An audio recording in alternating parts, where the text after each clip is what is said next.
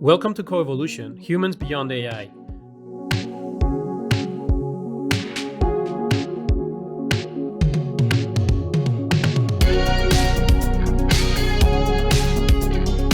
I'm Carlos Carpizo, author of At Risk of Greatness.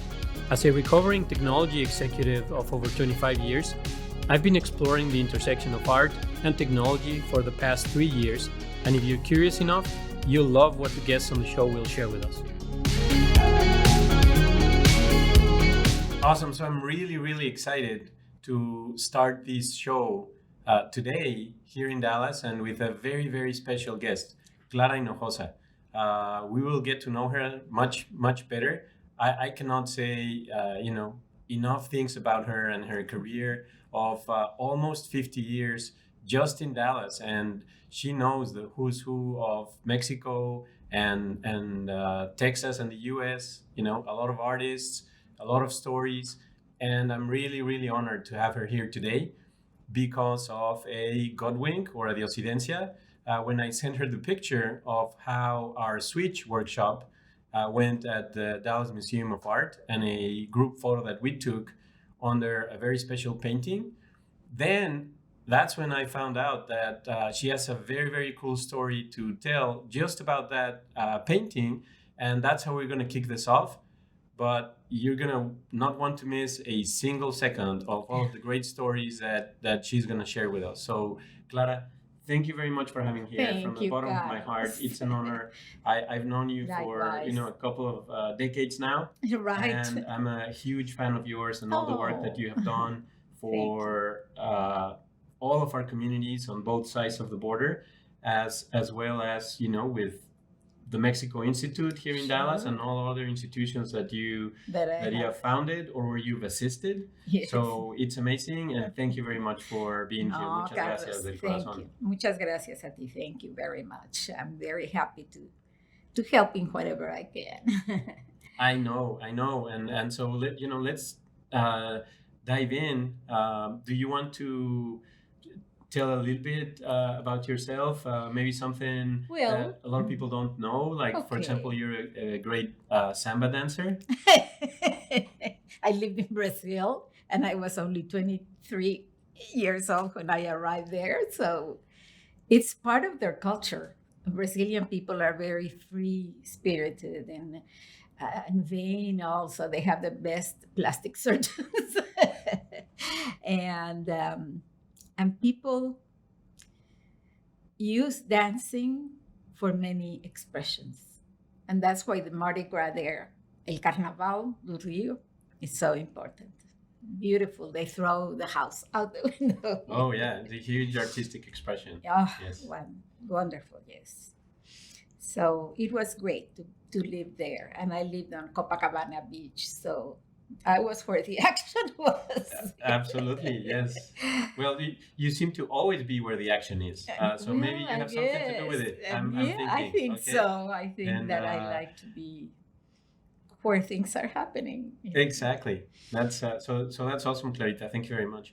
And so tell us about a little bit about the painting, because this is what's really going to kick us off, and yes, of course. And the story behind it. So if you haven't visited the DMA, you absolutely need to. And this is a painting that you will not miss once you're there, because its size, its location in the atrium, and yes, it's a triptych. It is 3 paintings put together. Well, there you go. That's a great way for you to tell us more about the great stories behind that painting. One of my first experiences when we came back from Brazil and my kids began going to school, Neiman Marcus, as you know, Stanley Marcus, did a festival every year based in different countries. And so that year, when I told him that I had just come back from Brazil, he says, "Oh, that's the 4th night that we're going to celebrate. So tell me who you know," and everything. So we were able to bring a school of samba and many designers and many things, including Pelé, the great, wow. Yes, Pelé came and he was signing his the different soccer balls, and he was fantastic. Pele was, you would see him on the beach and all that, very open to people, and of course that's another important factor in the Brazilian the soccer, because even though people go to the stadium to see, they carry their telephones and they're listening to the how they say, the radio announcers and everything, because they like to double check everything. And in the corners, along Copacabana, the corners of the street, they have televisions. So when there is a game, people come and watch the television. So it was a great experience to live in a country that is very free-spirited.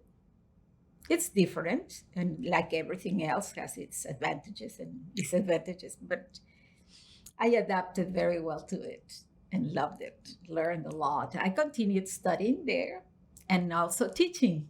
I would teach English to very poor people in the favelas. The favelas is where the poor people live on top of the mountains. And it's a contrast, because you go Copacabana, very fancy, buildings of the 30s and 40s that are still that era, like in the movies that you see.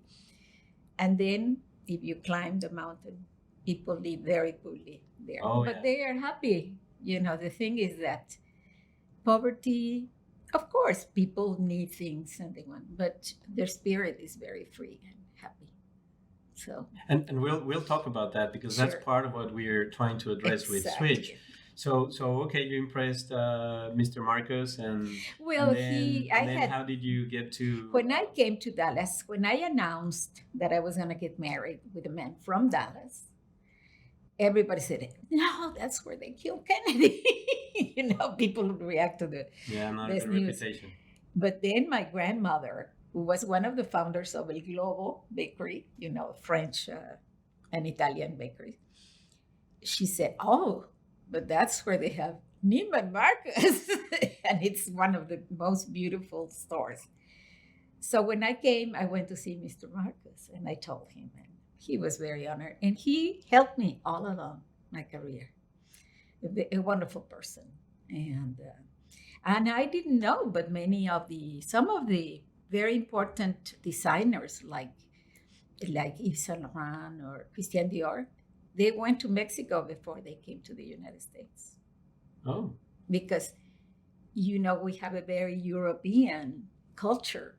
And that's something that I have tried to teach through my events, is that Mexico was an empire. We had, people say, so what do the French have to do? Well, the Habsburgs, from Austria and everything, Maximilian in the 19th century, was a fight between the conservatives and the liberals. And as you know, I think you come from a family also that, no eres de Lucas Alamán. No. Somebody that I met. Another general. And we'll get into that, because that also plays into the history. Our history is very rich. Is very rich, very rich. And we all carry it in our spirit. And the history in Dallas too, a lot of folks don't realize, how rich the history is in Dallas and how cosmopolitan it has become. And the DMA, of course, is, a beacon of the city when it comes to arts and culture. Like that, yes. So how did Mr. Marcus, commission the painting? Well, he was a great sponsor, always willing to help people. And he had met Rufino Tamayo, the artist, very famous artist. And he had liked this painting. And so he had a problem in the traffic or something. And Mr. Marcus called the police and said they escorted him all the way to his house. And he bought this painting from him. And I had the fortune of paying a tribute to Mr. Tamayo many years ago. I mean, it was probably in the 70s. almost 80s. And that's when I found out really what, because it's very attractive, but you don't know. And there is maybe a subconscious attraction that we Mexicans have to the space, to the cosmic things. Why? Because we all know that our ancient civilizations were based on that. Their God was, before any Christianity came, was based on the nature, on land. So they had the moon, the god of the rain, and the god of this Right. and that, and it's beautiful because it doesn't contradict any Christian beliefs Does or not. anything, no. And so this painting, I asked Mr. Tamayo what it was about, what inspired him, and he said, being a Zapotecan Indian, which is very close to the Mayans in Oaxaca, their focus of beliefs and their discipline and everything is in the cosmos. And man, they plant through their, like the corn. The corn has almost its own Bible, the Popol Vuh. People don't realize all these things. And I saw a program Sunday with Eva Longoria, and that she was narrating how the corn was the main food of Mesoamerica.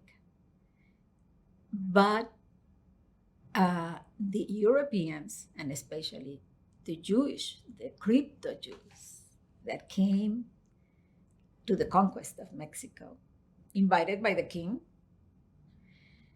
they were used to eat their flour, wheat, and that's why in the north of Mexico they eat wheat tortillas, tortillas de harina.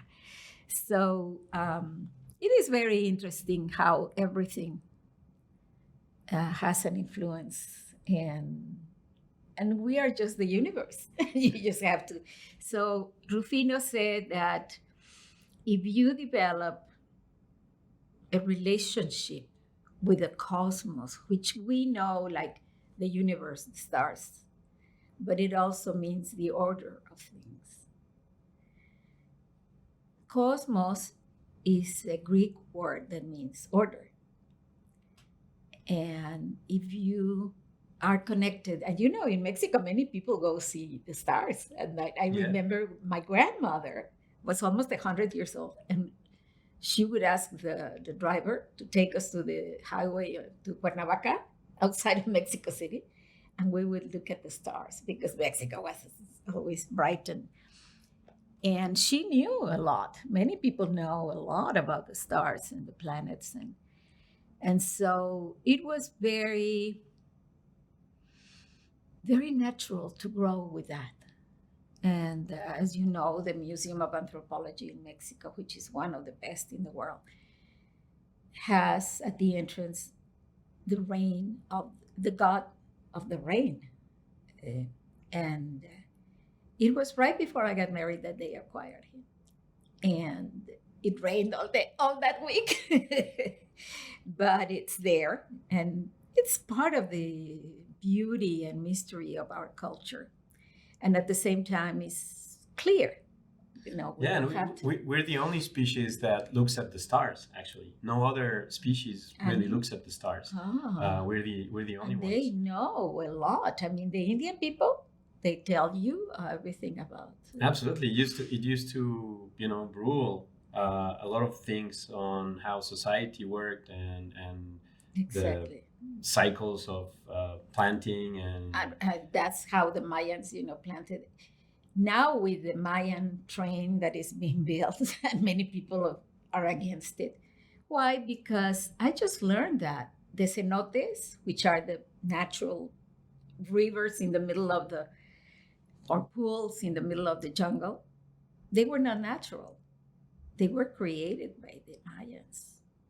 They would deviate the ways so the rain would fill pools inside the jungles. And people are afraid that now with the train, all that is going to be destroyed.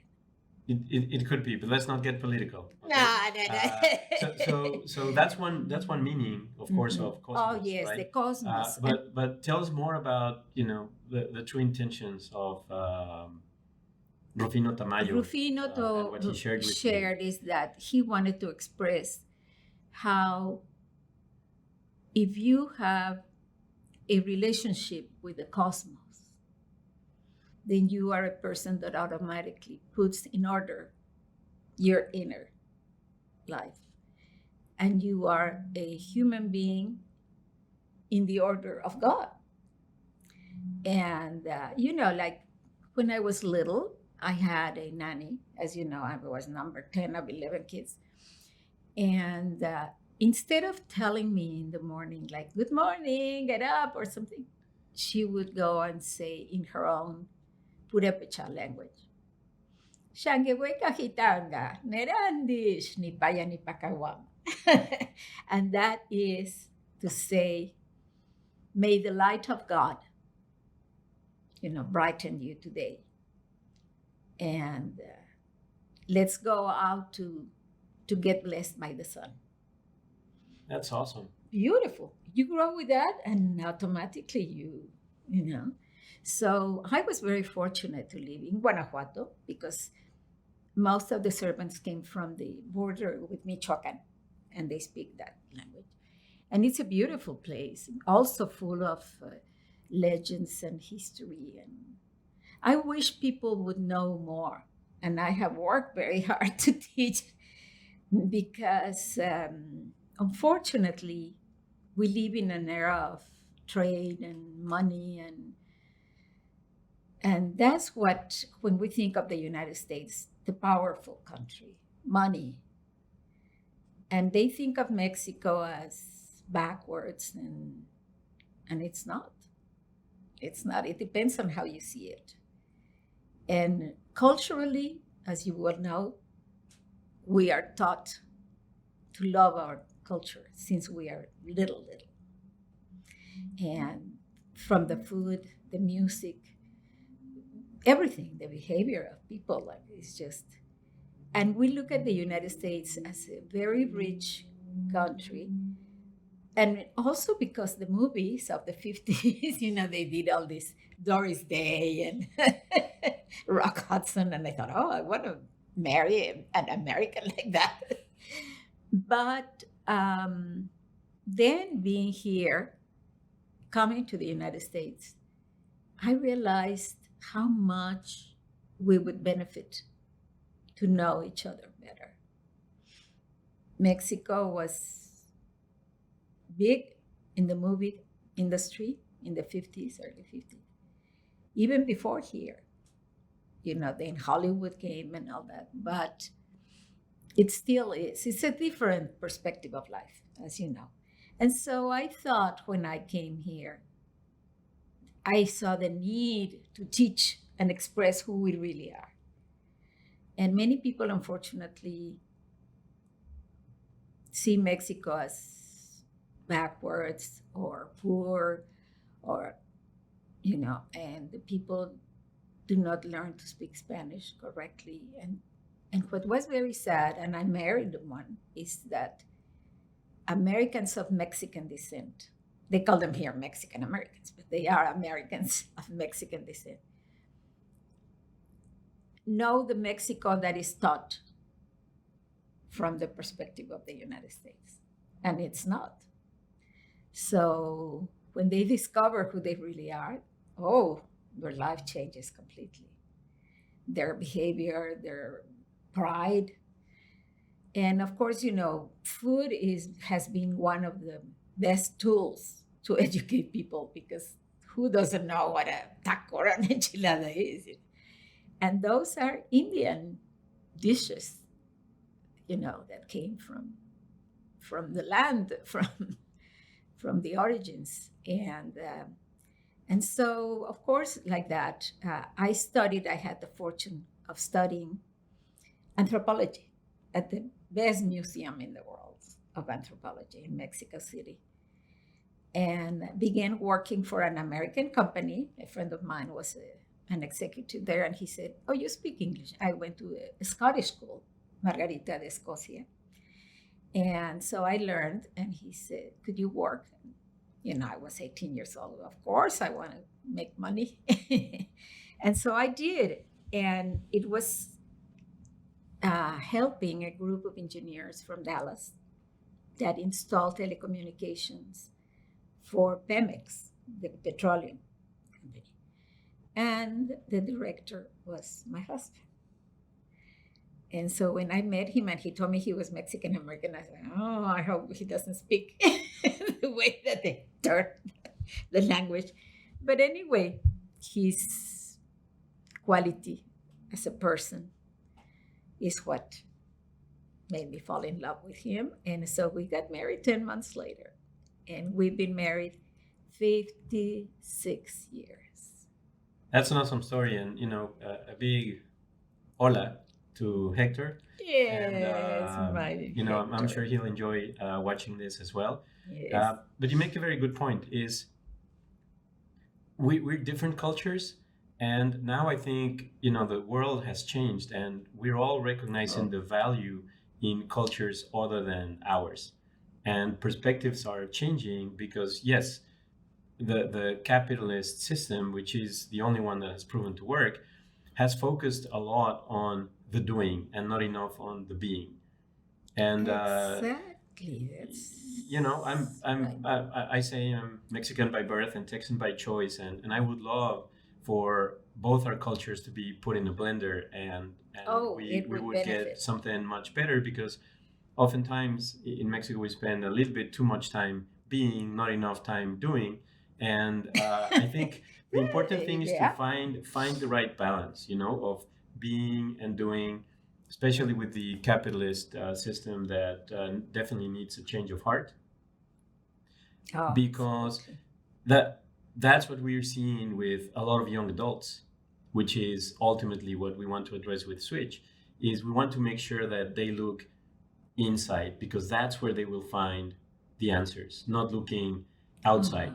Yes, look at the cosmos as most people understand it, but now with your great story, and thank you for sharing it, is we know that we also need to look at the stars inside, because we're all stars, and that's something that we used to kick off the workshop at the DMA. We asked the young adults attending, who here is a star? And we only got a couple of hands that were raised.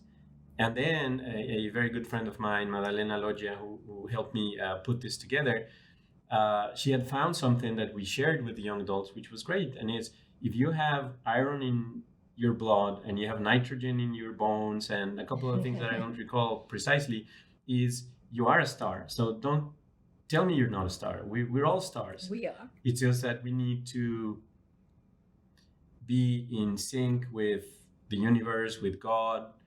We need to be in sync with our communities, and we need to be in sync with ourselves and our values and our what order. Exactly. Things. And that's what Rufino Tamayo told me. If you are in harmony with the cosmos, with the universe, then you are in harmony with yourself. And I was commenting this with a priest friend of mine who was here, Mexican, and he worked for Jesuit Preparatory. And he knew a lot about philosophy and all that. And he just loved the story of Rufino Tamayo. And that's who he taught me more about cosmos. And it's fascinating, how one theme can develop into. And I think that most themes and things that we do are connected like that. Absolutely. And the opposite of the cosmos is chaos. And unfortunately, that's part of what we're living today. It's a lot of chaos, a toxic culture, very, very toxic globally. And when it comes to young adults, the World Economic Forum has ranked youth disillusionment very high up in the short-term global risks that are facing humanity, Oh. because young adults, they're experiencing a lot of change, and more than that is the pace of change, because that's also something that you've experienced change. I have, but the pace of change that doesn't allow us to It doesn't adapt. no, exactly. It's a shock. Yes, it it's is. just like when the pandemic began, we were all in shock. Like, what's happening? Is my world going to change? And for example, I had programs for so many years, and I planned them, and then all of a sudden we couldn't do them because we couldn't be together because of the contagious disease, and it's a shock. It's a shock. So we had to adapt to whatever. But you see how much it has affected society. Yes. When you see, for example, the shootings at schools or places, how that has increased. Mental illness, which is the emotional shock for so many people who do not have the base of a faith or family or the emotional part. Yes. Or the arts, because Or the arts let you fly. let's talk about that, Clarita. Yes. You're an expert on that. You've yeah. been part of it, and you've helped shape that that community here in Dallas and in Mexico. So what can you tell us about the arts? Because ultimately that's what we're doing with Switch, is the intersection of art, technology, and opportunity. So technology, we cannot ignore it because it's there, it surrounds us. There. But the arts have been a bit forgotten. So what can you tell us about your experience with that, and how important the arts are as necessary as breathing.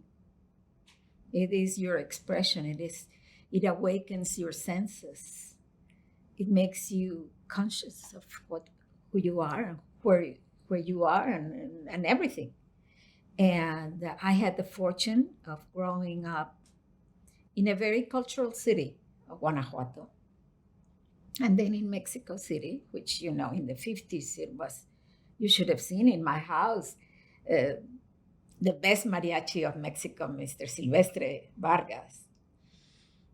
He would come to my house and play because he was part of Guanajuato, how do you say?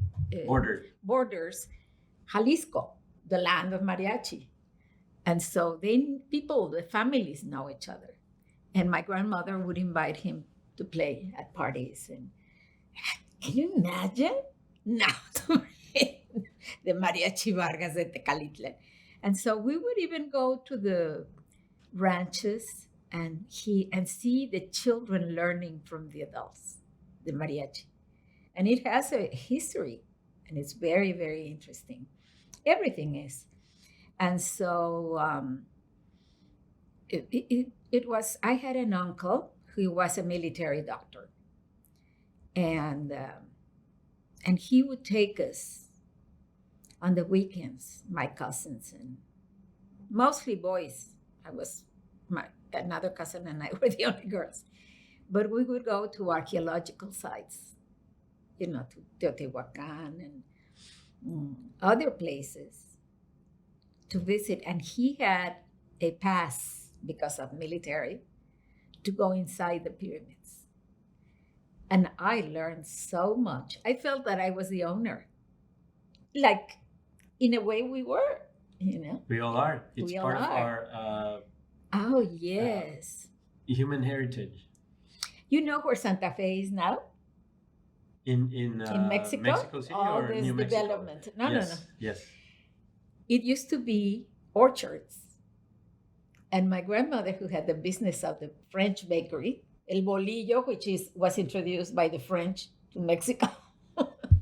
Porque el pan español, the Spanish bread, was a little softer. I don't know if you remember. Elizondo was the name of the bakery. But we would go to help the maids to pick fruit on the weekends. And I loved the jocotes, those fruits that are not known here because they are native of that area. And then she would make jellies, and you grow up with that. It's unique. You learn it directly from. That's how we learn, and oral tradition was very important. And then, the written word happened, and now there's a lot of knowledge and of wisdom and stories that were transmitted in a written fashion. But fast forward, and today I'm really happy to have had you here. Thank you. Because this is another way in which a lot of your awesome stories can be preserved, in video, in podcasts. That's one of the beauties of technology. Oh, yes. Now we can the perfect combination of things to a larger audience. Exactly, because sometimes you hear things that are so superficial or not deep enough that you say, it doesn't have any. And one thing is, imagine, for example, my brothers and sisters, older brothers and sisters, would make parties at the house. And Perez Prado, the mambo creator, would come and play at my house, because you remember in the late 50s, many of the Cuban artists began migrating to Mexico. And so I learned to dance mambo when I was about 6 years old. Oh, wow. So then that prepared you for samba.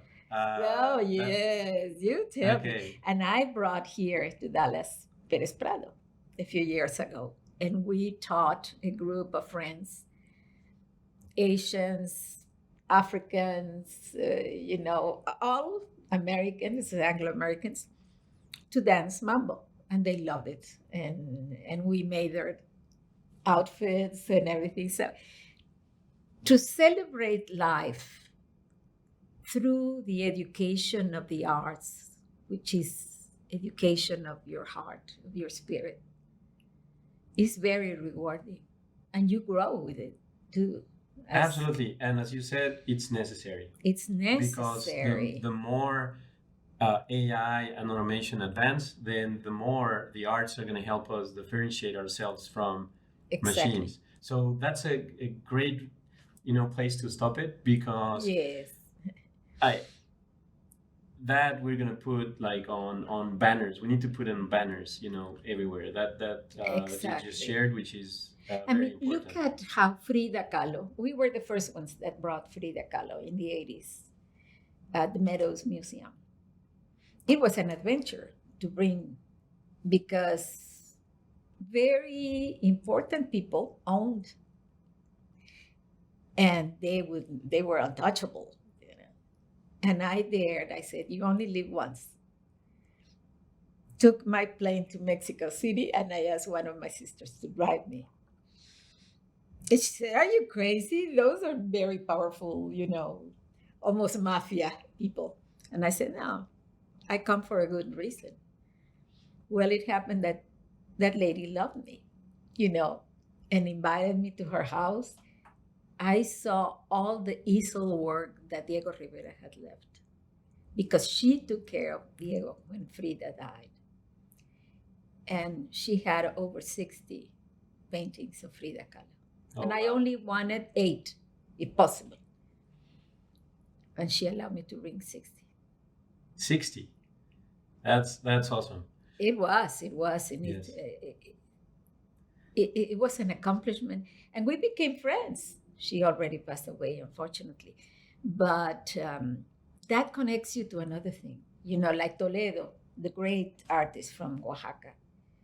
He was also in a very surreal, how they eat certain, like mushrooms. Yeah. And then they have hallucinations. And so he paints his paintings of animals that are like the alebrijes. Yeah. The alebrijes are mythological. So anyway, there's so much to do. There's so much to do, so much to talk about. Thank you very much for having been here, Clarita. I hope Carlos. It's not the last time. I think. Okay, because as you said, there's so much to talk about. This was just so many stories. So Thank you very much again. I greatly it's my appreciate pleasure. you being I here. hope Desde this el fondo helps. de mi corazón, Ay, qué lindo, gracias. un honor tenerte aquí en este primer episodio. Sí, Thank cómo you for being no, here in lo que this first puede episode. ayudar, encantada, porque es unirnos también al mundo, ¿no? A través del arte es casi como un orden divino que Dios nos da, de Así tener es. esa fuerza interior y desarrollarla.